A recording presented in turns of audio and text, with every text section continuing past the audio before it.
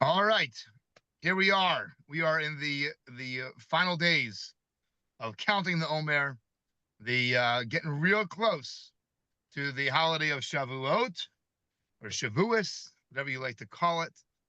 And it lines up with the Torah portion of Bamidbar. Of Bamidbar, of the desert. Classic approach with that is just to connect the two. In order for one, there's a famous cute song they have about some sort of discussion amongst the mountains as to which mountain was going to be the one that God was going to give the Torah on, right? Where was the revelation going to take place?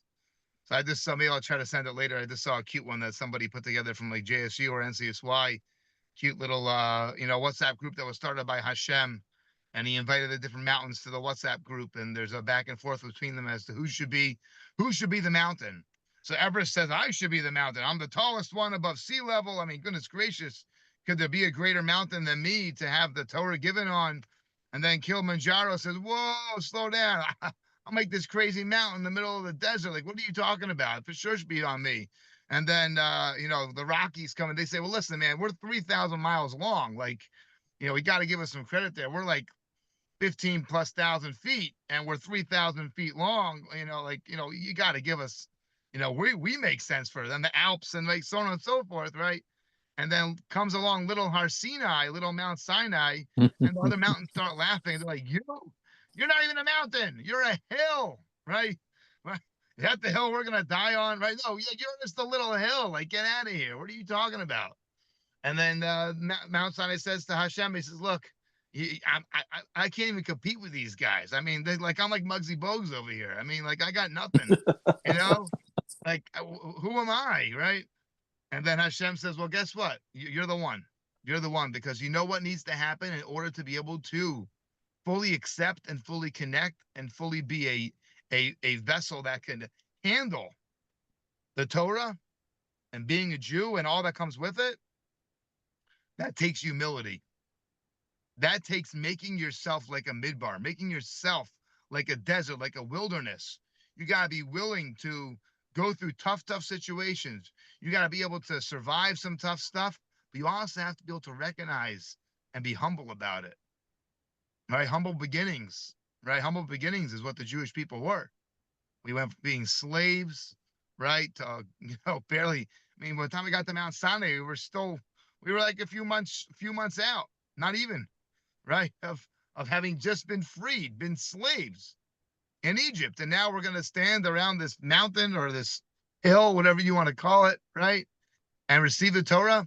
So God gave the Torah on a mountain like that, because Judaism, commitment, relationship, they all require humility, and they require the ability to make space for others and to be able to really learn and to soak it up, or to see and to be willing to like look at the bigger picture and be like, whoa, slow down.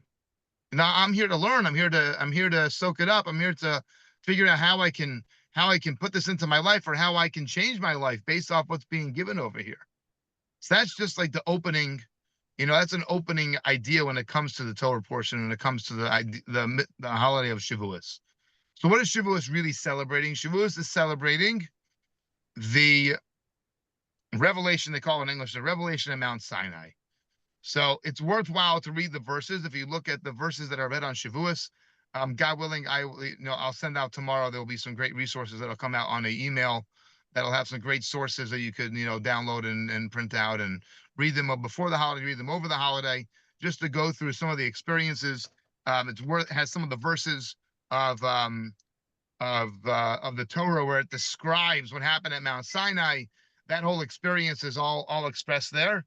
And certainly, I would highly recommend reading that to understand the miracles that took place there. Um, God speaking to the Jewish people hearing God's voice, it being so strong, it knocked them out from a spiritual standpoint. Their souls just wanted to connect to God so much that their souls are like jumping out of them, and they basically died 2 times while they were going through this experience of receiving or having God say the Ten Commandments, so getting the Ten Commandments. Um, the movie Ten Commandments, does not quite do the whole situation justice. exactly what happened over there. It'd be interesting to redo it with some new, with some of the new effects, right? Yes, Ten Commandments did do a good job, for that era. They did a phenomenal job when it came to the special effects. Be interesting to see nowadays with AI and all these kind of fun things, what they could create to recreate based off the verses, the lightning and the thunder, and being able to see sound, just some of these things that took place. And the Jewish nation was not allowed to touch the mountain. They put a fence around it, which symbolizes this concept of the Torah is so important, and it's such a big deal for us to really do our best to follow the Torah, that we want to safeguard that by putting a fence around it so that we don't by mistake go ahead and, you know, fail or do some of the prohibitions, whatever it might be. We want to make sure that we don't have that happen. So you have a safeguard of having a gate around Mount Sinai or around the Torah to make sure we don't touch it. This really started the process. Obviously, God could not give over the entire Torah and all of its details and all those things. That could not be given over at one time, right? Given the entire Torah pretty much as a gift, right? What was expressed out loud were the Ten Commandments. And then there's different approaches as to exactly how it played out from there, about how Moshe taught the Torah to the people, which is the famous story of Jethro coming and Yisro coming and saying, like, wait, Moshe, you can't teach everybody everything, right? You got to have train some people to help share that Torah with the rest of the people. Okay, so that's really what Shavuos is all about.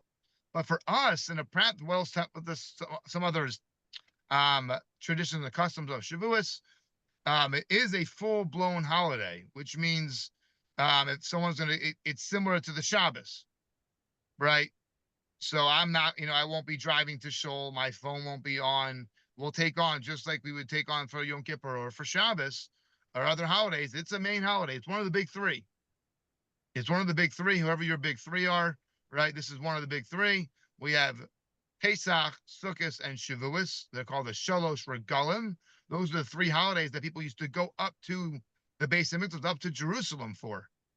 They didn't necessarily go up to Jerusalem for Yom Kippur or for Rosh Hashanah, but there was a concept to go up, the regel, to walk up, to go up to the temple, to go up to the Beis Hamikdash for the holiday. That was something that they did do for Shavuos. Okay, and even to this day, when Miriam was in Israel for her year that she did her gap year in Israel, when she was there on Shavuos, there's a whole parade that walks together from all over the country. They walk together to Jerusalem to be there on Shavuos. On Shavuos morning, whatever it is, they all walk their way or work their way to the Kotel for services. So it's an amazing thing, Miriam said. It's really tremendous. Why that concept? It connects to the holiday of Bikurim, which is the holiday of the first fruits. The 7 special species of the land of Israel. Israel's got lots of special things, but the 7 particular special species, produce-wise, are pomegranates, olives, dates, grapes, wheat, barley, and I'm missing one, figs. Those are the 7 special species that grow beautifully. Pomegranates, they grow beautifully and uniquely in Israel. Larry, when we were in Israel this past time, when we went to go visit one of the places in Sfat, there was a pomegranate tree right above one of the synagogues that we were going into. And the other trip that I went to a different time, the place that we ate for Shabbat lunch, they had a rimon tree, a pomegranate tree growing right outside their window. And they used to just tell the kids, hey, go grab a pomegranate for dinner. They would go stick their hand out the window, grab a pomegranate off the tree and bring it in for dinner. Here in America, we want a pomegranate, cost you at least $5 if you're lucky at Whole Foods, if they even have it, right, on a good day. So just that, unique to Israel. There's olive trees all over the place. With Jeffrey, we know that, right? We fixed that whole olive grove together, right? Olive trees are all over Israel. What else about the holiday? Traditionally, customarily, how is it celebrated nowadays? There's an idea, which this will focus on this for a few minutes, and then we almost stop. And I highly recommend reading whatever it is. If you have any questions, fire away. There is a tradition. It's interesting. It's brought down in Jewish law, and I don't think exactly who did this for a number of years. It's made a comeback in the past few hundred years. And an idea to stay up the whole first night of Shavuot. What's the idea? The idea is that when it came to the original Shavuos, the original receiving of the Torah at Mount Sinai, somehow or another, the Jewish nation were able to fall asleep. It did some sort of oversleeping, exactly what exactly happened with that. But the idea was that they should have been so psyched, right, for such an amazing opportunity that they should not have been able to sleep. But they did sleep comfortably. And that was a little bit of a mistake. So there's something called Tikkun Leil Shavuos, which is they're doing it in town here. I know that Shavuos night there'll be programs at Parent there'll be programs at Young Israel. I think Temple and Beth Shalom are getting together for a program. I'll be at Parent pretty much all night, starting from excuse me, either 12:15 or 1:15. I'm not sure yet. But the community, a lot of people stay up. They study Torah. There's classes. It's really invigorating. Um, and the idea is what we call tikkun, like tikkun olam, which means to fix the world. So litakein, there's some aspect of fixing the mistake that was made originally of the Jewish nation. Now that doesn't make any sense. Why does what I do in 2025, right, 57, 87, right? Why does that make a difference as to what happened 3,337 years ago? How's what I do now fixing that? But we know the answer. The answer is that we're really just one. We're all one. The Jewish people then, Jewish people now, right? We stand on their shoulders, the shoulders of giants of what they experienced. Our souls are directly connected to their souls, right? So when we do something, right, we're impacted by them and they're impacted by us. There's some aspect of art that we say, oh, the whole Jewish nation stood around Mount Sinai. I wasn't there. Were you there? Well, guess what? Our souls were. Every soul that ever was going to exist was at Mount Sinai as a Jewish person. We were there, right? So when we do something, it makes an impact on what was then and what's happening now. So what's so amazing about that, that means that, as we know, we don't just commemorate things from the past. We relive it every time. Sunday night, Monday, Tuesday, those are the 2025 re-accepting, recalibrating, recalculating, reconnecting ourselves and our devotion, our yes, God, I will do it, right? Na'aseh v'nishma, I will do it, right? And then, yeah, give me all the details, but I said yes first.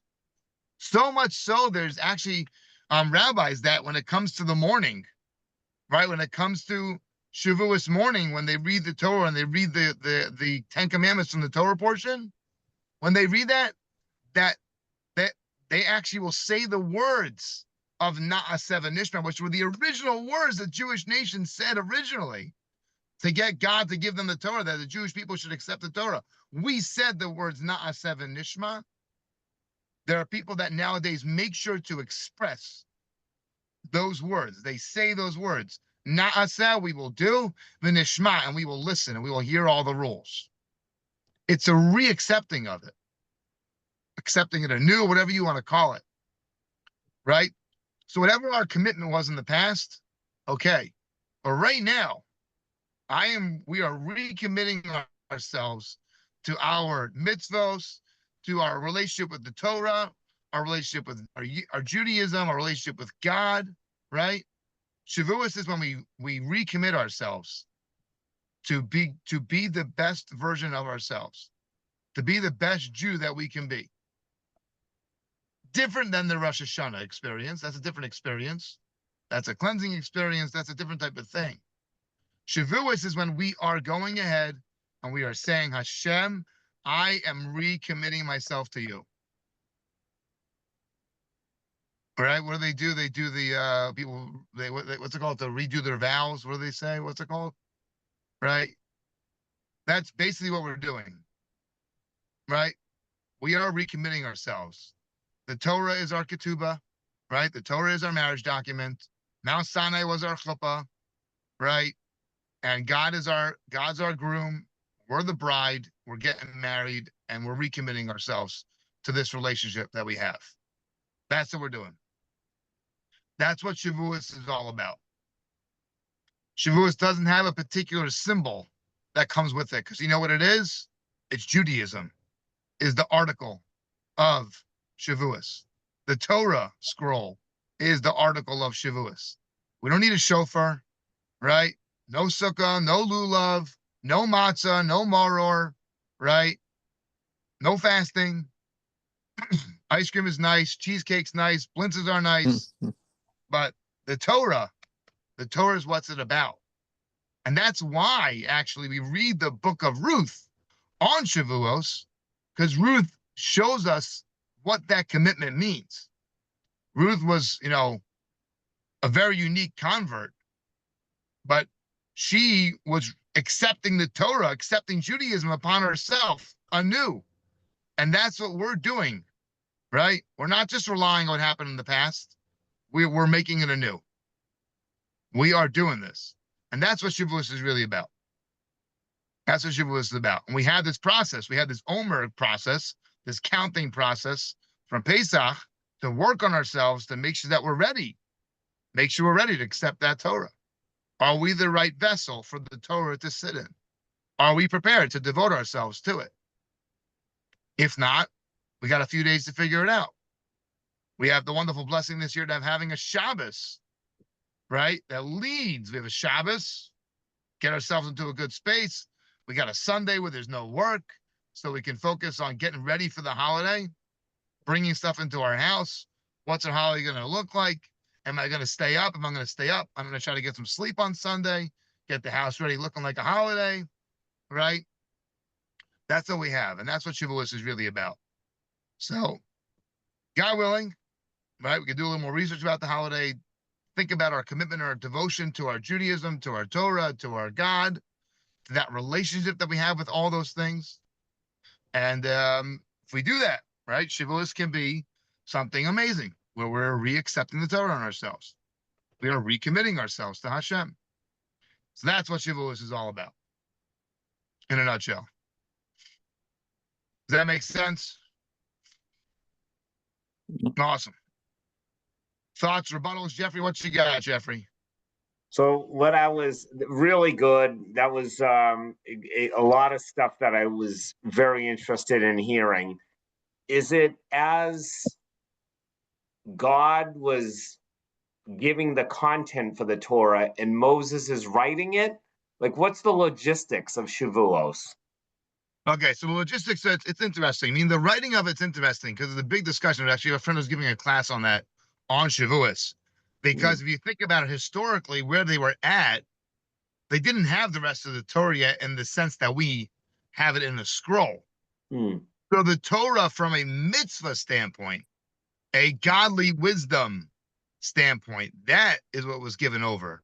Okay. The writing down inside of the scroll, right? We couldn't write down the whole Torah yet because that history didn't play out yet. In fact, we the Jews messed things up, so the history had to be written a little bit differently, right? So that part was not necessarily in the words in the sense that we have it, and that's in that way. We're not necessarily given over yet because it just didn't happen yet. But the commandments, right? The essence of the Torah, the essence of the God's wisdom that he was sharing with mankind, right? So that we could accomplish and work on the journey of becoming our best selves, that was given over. Starting with the 10 Commandments, whether you see the 10 Commandments as like, categories, and a lot of the other mitzvahs kind of fit into like as subcategories, or you see it as the 10 Commandments as like, these are the tenets. These are like the 10 big guys, right? And then the rest of the Torah and the details that come along with that, okay, that's going to be taught. That's taught by Moshe over time, and so on and so forth. But that beginning of the God speaking to us and us as a nation, hearing it, seeing it, experiencing it, accepting it, that got started with the 10 Commandments. Good. Thank you. The fellow Rabbi Hirsch has a whole write-up as to why specifically these were like the Decalogue. Why were these the 10? What's so essential about these 10? So I'll try to send some of that information along in the packets that we'll send out. But that's that. Larry, thoughts on that? No, it's fascinating. I really appreciate you sharing the word. Great question, Jeffrey. No, it's Thank you. really interesting insight there. No, I Thank just getting a lot out of our time together tonight. It's great. Amazing. Thank you. I appreciate it. That was Fantastic. amazing. Awesome.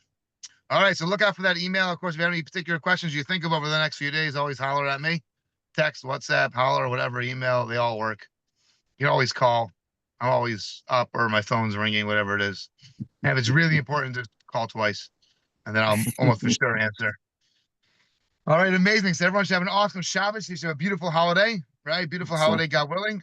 And for us, it's important. I really is a chance to say thank you for our Torah journey together, because Simchas Torah is one journey, and that's one of Larry's favorite questions. What's the difference between Simchas Torah and where'd you go? The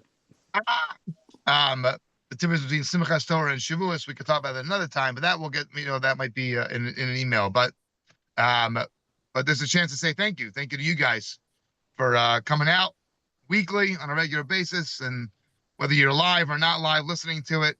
But it's great. It's part of the communal Torah journey. So I appreciate it. So have an amazing Shabbos, an amazing Yom Tov. It should be an amazing holiday, and look forward to seeing everybody next week. All right. Take care. Have a good Shabbos. Shabbat shalom. All right. Take care. Shabbat Shabbat shalom. Guys. Have a good Shabbos. All right. Enjoy. Take care. Enjoy.